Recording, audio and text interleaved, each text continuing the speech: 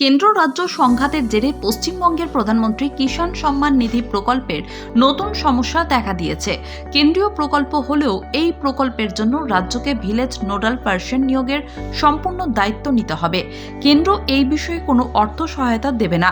গত 22শে ডিসেম্বর রাজ্যগুলির সঙ্গে প্রধানমন্ত্রী কিষাণ সম্মান নিধি প্রকল্পের পর্যালোচনা বৈঠকে বসেছিলেন কেন্দ্রের আধিকারিকেরা। সেই ভার্চুয়াল বৈঠকেই কিষাণ নিধি যাতে আরও ভালোভাবে কার্যকর হয় সেই দিকেই নজর দিতে বলা হয়েছে রাজ্যকে।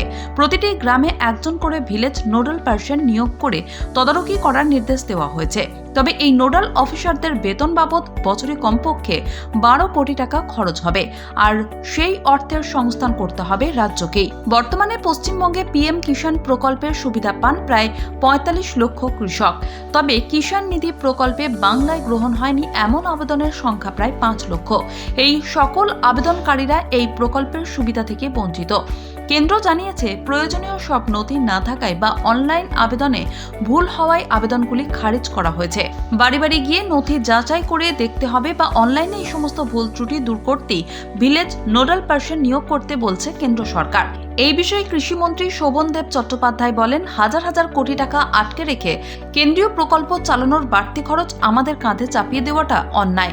আমাদেরও কৃষক বন্ধু প্রকল্পে কোনো সমস্যা হয় না। পিএম কিষাণ প্রকল্পের বিষয়গুলি ভীষণ জটিল, তাই বহু ক্ষেত্রেই অনেক কৃষক বঞ্চিত থেকে যান। তাই রাজ্যের উপর দায় চাপিয়ে তার সাফল্য নিজের নামে করতে চাইছে মোদী সরকার। কেন্দ্র রাজ্য সংঘাতের জেরে এই প্রকল্পের সুবিধা থেকে বঞ্চিত কৃষকদের ভবিষ্যৎ অনিশ্চিত হয়ে পড়েছে।